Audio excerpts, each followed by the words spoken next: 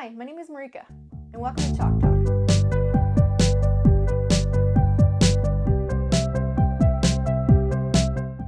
Today, I'll be talking to you guys about autism in relation to the five senses. Now, many people on the autism spectrum have a difficulty with sensory information. They might be under or overstimulated or sensitive to the five senses: sight, smell, touch, taste, and hearing.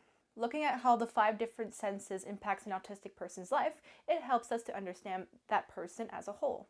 Any meltdowns or anxiety attacks or paranoia could be caused by over or understimulation of these senses.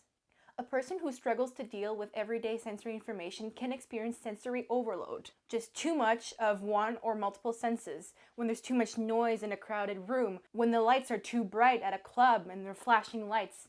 It's also one of the causes of epilepsy, too much noise and lights. And that can result in withdrawal,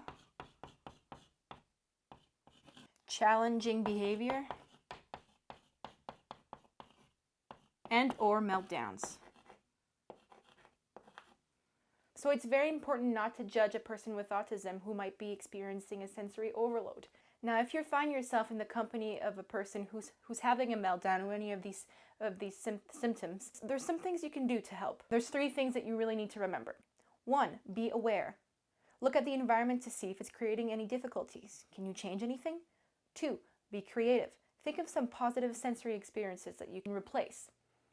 And 3, be prepared. Just tell the person in advance if there's going to be any loud noises, flashing lights, anything that might cause a sensory overload. Different people had different ways to cope or deal with a sensory overload. For example, someone who's oversensitive to sound might really like the water.